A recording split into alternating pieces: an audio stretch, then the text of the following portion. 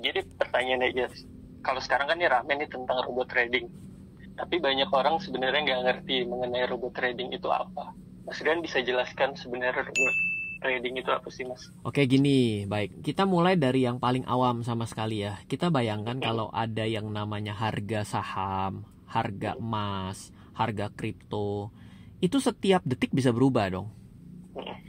Coba bayangkan kalau kita mau nanya, harga 5 menit yang lalu berapa ya? Itu bisa loh kita pakai dengan buku kecil, kita catetin per harga per detik, bisa dong. Ya, artinya kalau kita jadikan sebagai sebuah ilmu dasar matematik, itu kan jadi garis statistik ya. Kalau kita tarik titik-titik dari harga selama 1 jam, selama 5 hari, itu kan berarti jadi suatu grafik ya. Nah, maka dari grafik itulah muncul robot pertama atau otomatisasi pertama, yaitu yang menampilkan pergerakan harga. Kalau kita tidak mau jadikan sebagai otomatis atau robot pertama, maka secara otomatis kita pakai buku atau kertas tuh kita catetin per 5 detik, per 1 detik atau per 5 menit. Nah, jadi ketika cikal bakalnya muncul grafik pergerakan harga saham, pergerakan harga emas, pergerakan harga forex, pergerakan harga kripto, itu adalah bentuk otomatisasi pertama yang terjadi pada pergerakan harga ya semua itu. Nah, sekarang kita itu kan lebih canggih dong. Kita kepingin sekali menganalisa, kita kepingin dapat keputusan dong kalau misalnya harga itu bergerak lebih tinggi dari harga rata-rata 5 hari. Ini artinya trennya kuat kan, orang boleh berpendapat dong.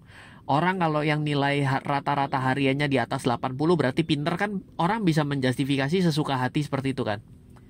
Nah, untuk bisa membuat sebuah harga rata-rata tersebut itu juga bisa diotomatisasi. Makanya muncullah yang namanya analisis teknikal. Analisis teknikal itu dasarnya kan adalah menarik garis harga termahal dan termurah dalam suatu waktu. Oh, dalam 5 menit termurahnya sekian, termahalnya sekian. Dari garis tersebutlah dijadikan sebagai acuan beli dan jual. Misal, beli di murah, jualah di mahal. Gaya pertama. Gaya kedua, belilah dalam keadaan mahal agar dia pergi ke tempat yang lebih mahal. Kan bisa begitu juga. Jadi otomatisasi kedua yaitu adalah analisis teknikal itu sendiri. Yaitu setelah grafiknya ada, grafiknya dianalisa, maka muncullah robot kedua yang disebut dengan chart dari technical analysis indicator. Ini kebayang harusnya. Yang ketiga, tiba-tiba begini, saya kok selalu terlewat ya harga termurah yang saya sudah garisin. Kok saya terlewat harga yang termahal dari yang saya garisin.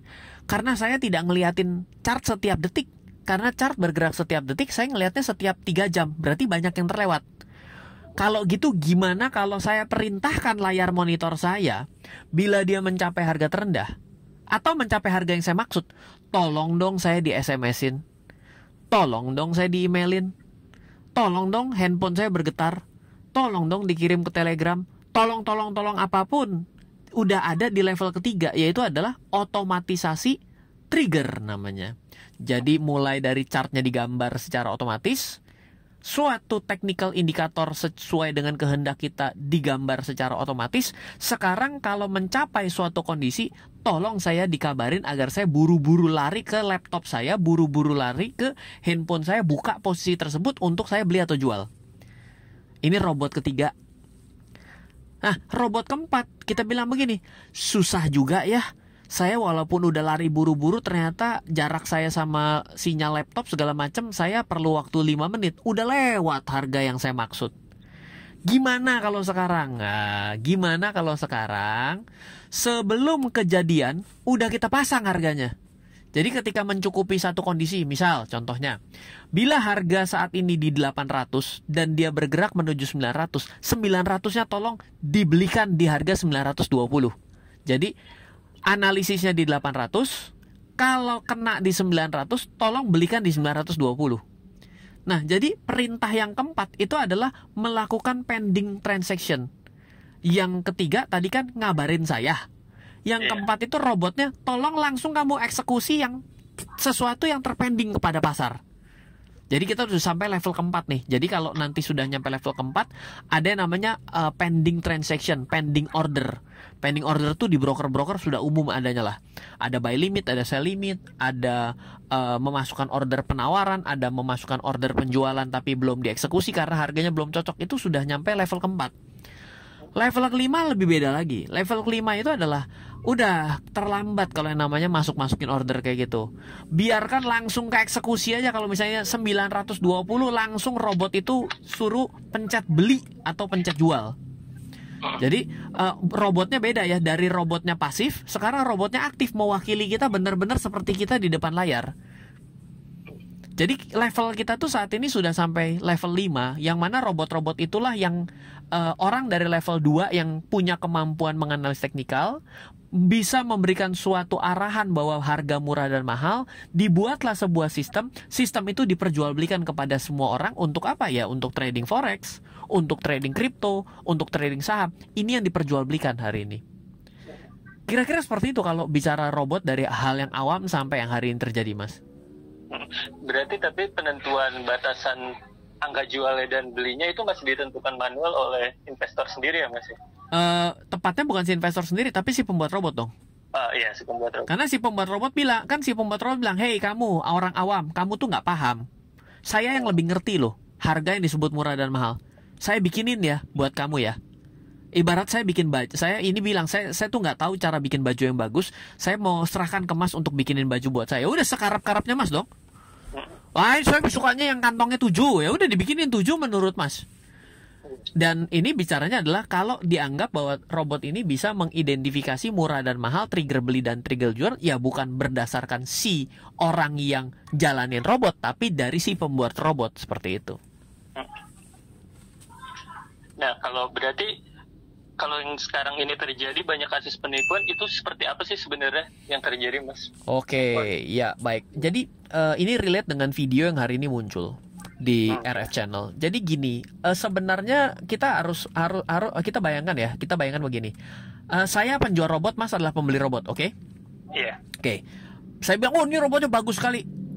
Mas mau beli nggak? Oke, saya mau beli. Oke, sudah mau beli.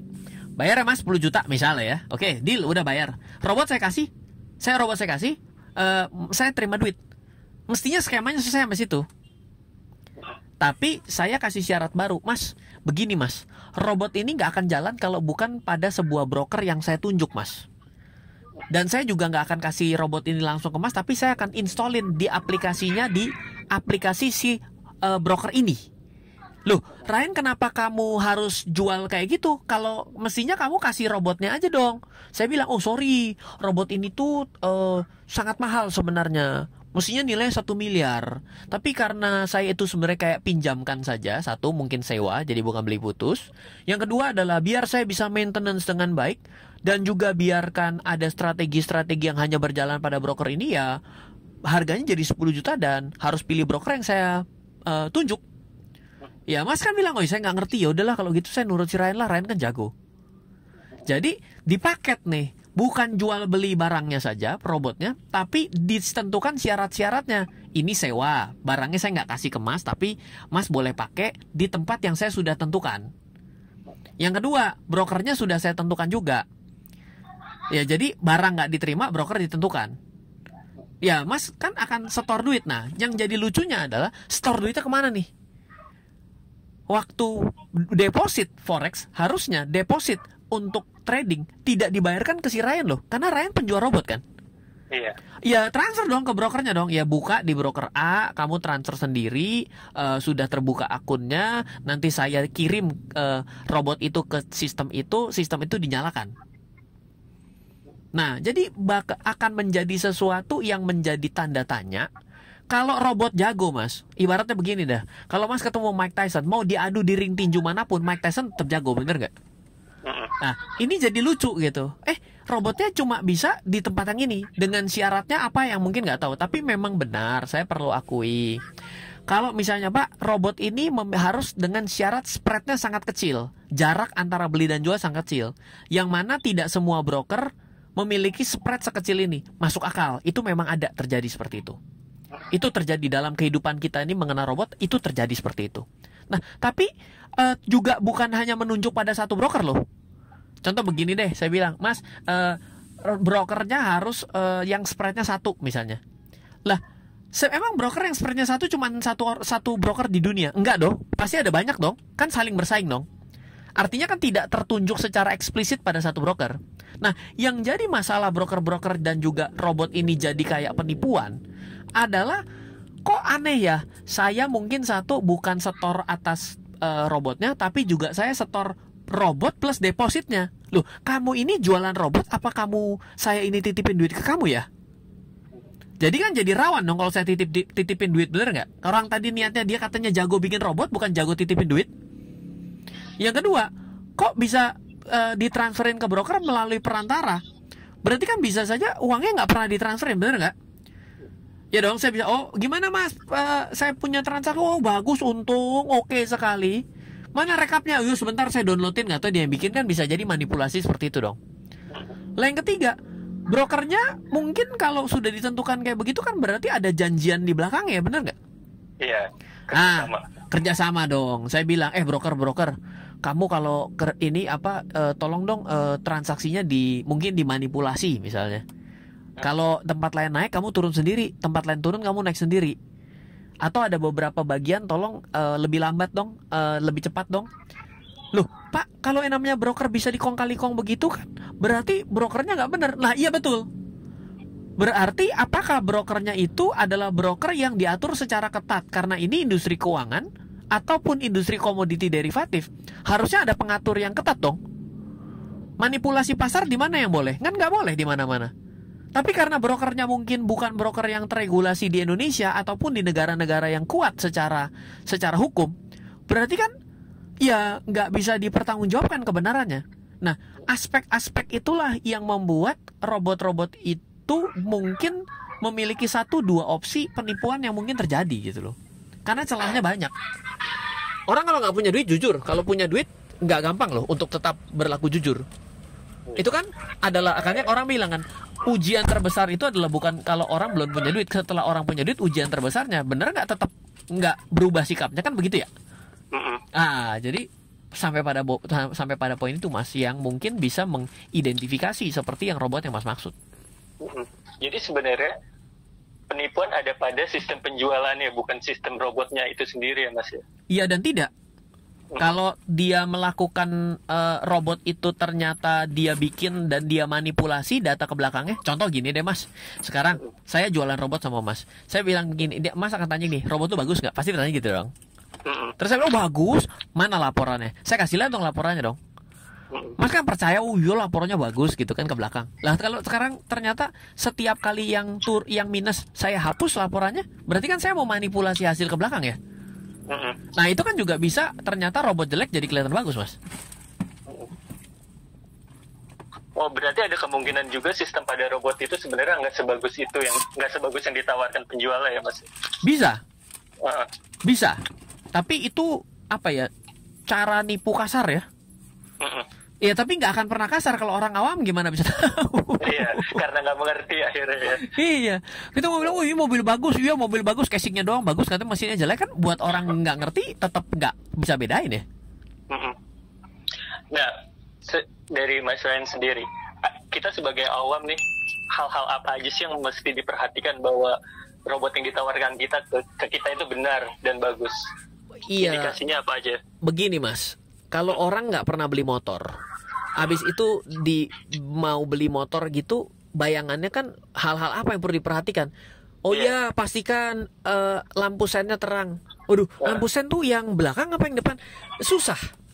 Oleh karena itu, sebenarnya encourage pertama adalah kalau sudah robot itu bukan barang untuk orang awam. Nah, terbaliknya dijual bahwa robot adalah bisa menggantikan kamu yang tidak ngerti kan? Jadi cara framing jualannya bisa tidak tepat di awal. Karena apa? Karena ketika tidak mengerti menggunakan otomatisasi, lah orang barang manualnya bingung, suruh tiba-tiba mesinnya canggih, kan berarti punya masalah double ya. Belajar kecanggihan mesinnya dan memahami mesinnya kalau error bagaimana kan, begitu ya? Iya, jadi cara jualannya itu robot itu dari dulu itu sebenarnya tidak serta-merta dijual kepada orang yang awam loh. Tapi kita mencari robot yang sesuai dengan kriteria kita yang kita inginkan.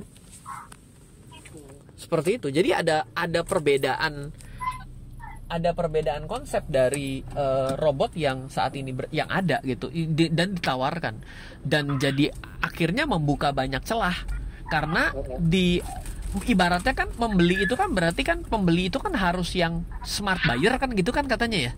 Iya. Lah berarti kan bagaimana bisa smart buyer orang dia itu sama sekali nggak tahu, ya kan? Taunya untung kan gitu. Iya seperti itu. Nah, berarti lebih dahulu memahami dulu ya apa yang kita inginkan, apa yang kita butuhkan sebelum membeli. Betul. Jadi misal contoh ya Mas ya, robot itu dalam kondisi ini kita harus scope-nya jelas. Kalau robot trading forex gitu ya, robot trading forex itu biasanya ada yang short term trading strategy, ada yang always averaging. Jadi dia mengaverage terus-menerus. Nah, bagi sebagian orang itu tidak suka strategi yang always averaging. Karena apa? Habis duit.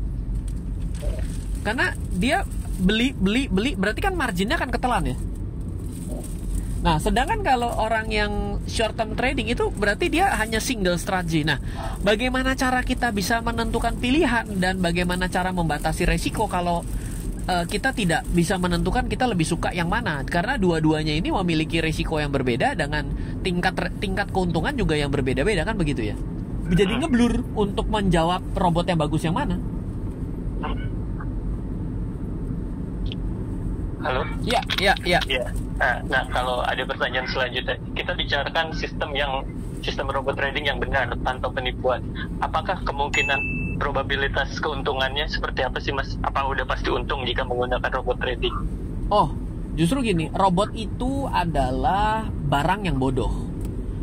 Yang pintar itu adalah yang bisa memasukkan perintahnya. Nah, sekarang kalau cara yang robot yang benar ya Mas ya, itu saya itu kepikiran suatu strategi trading. Saya telepon developer robot saya minta dia bikin robot sesuai dengan strategi yang saya inginkan. Nah, habis itu saya otak-atik tuh angkanya, misalnya dari angka parameter 10 saya ubah jadi 9 hari. Angka parameter 9 saya ubah menjadi 15. Nah, nanti akan menghasilkan suatu hasil yang berbeda-beda. Nah, biasanya sih kita akan mencari yang secara nilai ke belakang, yang kita uji coba ke belakang atau kita backtesting, itu ya at least ya harus 80-90% tingkat keberhasilannya. Jadi robot yang bagus, satu bukan yang tidak pernah rugi, karena tidak mungkin, pasti akan pernah rugi. Yang kedua itu adalah ketika rugi pun, rugi beruntun, dia tidak memiliki penurunan nilai modal sampai dengan 50%. Jadi misalnya dia udah 100%, rugi sekali 5%, rugi sekali 5%, rugi lagi 5%. Itu kan orang akan frustasi ya kalau ngeliatin, aduh. Nah, itu biasanya dicari yang at least turunnya maksimum 30%. Nah, jadi robotnya itu sebenarnya nggak mungkin untuk tanpa loss, nggak bisa, nggak pernah ada cerita seperti itu, pasti pernah loss. Dan yang perlu diperhatikan itu adalah ke belakang tingkat suksesnya berapa persen. Biasanya kita cari di atas 80%. Dan untuk penurunan rugi beruntun atau disebut dengan drawdown itu tidak lebih dari 30%. Itu cara mantaunya seperti apa tuh Mas? Cara melihatnya, apakah mau nggak mau kita harus mencoba dulu robotnya atau bisa melihat contoh dari orang yang udah menggunakan lebih dulu? Betul, jadi ketika robotnya mau dibeli, kita minta data backtestnya. Yeah. Dan backtestnya itu harusnya kalau orang ngerti ya, itu mintanya adalah live backtest. Jadi benar-benar diuji coba di depan kita. Sama kayak kita ini kalau mau beli mobil gitu loh Mas. Oh mobilmu bagus, oh ya kalau gitu kita test drive lah. Kemana nih? Kita 2 hari 2 malam ke puncak misalnya begitu ya. Tapi ya diomelin yang punya gitu ya. Tapi artinya adalah testing itu, test drive itu penting sekali. Nah kalau kembali yang ke awal tadi, bahwa biasanya seharusnya kan kita hanya membeli robotnya, membeli sistemnya, bukan mesti kerjasama dengan satu broker tertentu. Nah kalau ada orang yang menjual dan menyarankan untuk ke satu broker tertentu, itu berarti ada indikasi penipuan ya? Menjadi indikasi yang aneh dan kuat. Karena selain itu indikasinya apa lagi tuh Mas? Indikasinya itu satu pun sudah sangat kuat loh.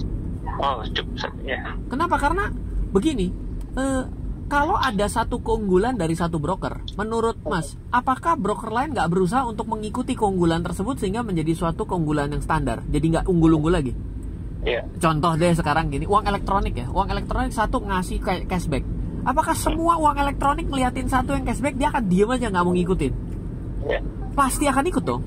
Nah, jadi nggak akan masuk akal bahwa oh ya ini nggak mungkin di tempat lain ada, nggak bisa hanya di sini doang.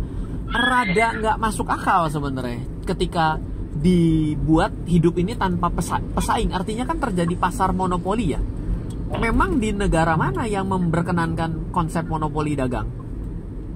Ada di negara komunis gitu, tapi negara komunis kan nggak pernah trading forex ya. Iya, betul. Nggak masuk logiknya. Berarti indikasinya cukup satu itu aja udah kuat banget ya Mas. Iya, udah kuat. Dan abis itu kamu kalau mau lewat broker itu transfer lewat saya juga. Wah, lebih-lebih. ini udah bukan kuat banget, tapi kuat banget kali ngomongnya gitu. Oke nih Mas, terakhir nih Mas. Oh, sudah mau habis ya? Praktisi pasar modal, Mas Ryan ada pesan nggak buat orang-orang yang baru memulai tertarik untuk pakai robot trading, baik itu mereka yang awam maupun yang udah lama? Saya sih kepengin ngomongnya kasar. Saya pengen bilang yang namanya robot itu tidak bisa digunakan orang awam. Kalau robot itu bayangkan adalah Anda berpikir bahwa robot adalah canggih, iya dan tidak. Kenapa? Karena satu, robot nggak punya perasaan loh. Artinya kalau dia lagi loss, dia akan terus aja tancap sampai loss. Kenapa? Beda sama manusia. Kalau ngelihat minus kita langsung takut toh. Nah dari kondisi seperti itu sebenarnya kita tahu bahwa dia mungkin nggak pinter-pinter amat. Dan akhirnya kita harus juga bijak gitu. Nah hal-hal seperti ini tidak bisa dilakukan oleh seorang pemula. Nah kedua adalah coba berhati-hati dengan sesuatu yang kelihatannya hebat banget. Coba bayangkan ya, kalau secara rata-rata setiap bulan bisa menghasilkan 10%. Coba dibayangkan kalau itu bisa dilipat gandakan 10%, namanya adalah compounding interest. Coba lakukan compounding interest strategy, dilakukan selama 5 tahun. Itu robot dari modal 100 juta saja, Ibu Sri Mulyani pun sudah akan panggil dia untuk menyelesaikan masalah defisit anggaran APBN loh. Iya. Ya, jadi kalau sebegitu hebatnya, rasanya juga mari kita berpikir gitu. Bahkan kita orang-orang trading ya, orang yang seperti saya trading, 3-5% itu adalah suatu target yang kadang juga nggak nyampe loh. Gitu. Kita, saya 18 tahun loh. Ya mungkin memang masih terlalu bodoh, ya oke lah, bener juga gitu ya kan. Artinya kan ada suatu ilmu yang kita mungkin tidak bisa adopt. Tapi average rata-rata itu nggak pernah berubah. Rata-rata itu nggak pernah bisa geser. Itulah yang uniknya dari dunia statistik itu adalah nggak bisa jadi jomplang banget bahwa tiba-tiba standar tahun ini menjadi 15%, di mana orang rata-rata cuma 3%. Lah, terbukti Madoff saja yang melakukan skema Ponzi di Amerika, yang hedge fund itu yang akhirnya jadi sebagai selanjutnya daripada Ponzi, itu saja dia hanya lebih sedikit 1% dari publik. Itu sudah jadi warning system yang sangat besar di Amerika sejak tahun 2004-2005 oleh salah satu reporter.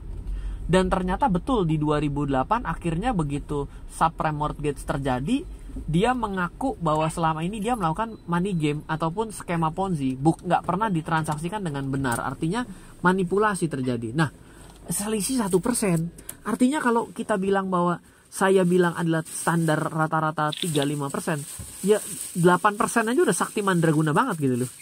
Iya. Apalagi 2 digit, waduh, kalau 2 digit mungkin kayaknya Ibu Sri Mulyani perlu bantuan loh untuk hari ini. Ya, kalau dari saya sih begitu sih Mas, secara sederhananya.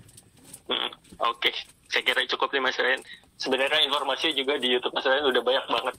Sama coba lengkapi sama yang hari ini. Hari ini saya membuatkan skema yang sangat jelas bahwa bagaimana flow antara penggunaan developer robot dengan perbankannya atau industri keuangan untuk memfasilitasi transfer uangnya dan juga brokernya. Di situ terlihat terjadi ada 3 pihak di sini, bukan satu pihak. Jadi kalau ada salah satunya yang error, sebenarnya pihak yang lain harusnya tidak ikut-ikutan kenapa-napa. Oke, Itu nanti di YouTube-nya ada ya, Mas? Kayaknya sudah sudah. rilis kayaknya ya. Saya nggak tahu. Kebetulan saya masih di jalan. Oke, ya. Nanti saya cek lagi. Baik. Nah, ya terima kasih Mas Ryan waktunya ya. Oke, ya terima kasih. Selamat sore. Sore, sama-sama. Halo, terima kasih sudah menyaksikan video di RF Channel on YouTube.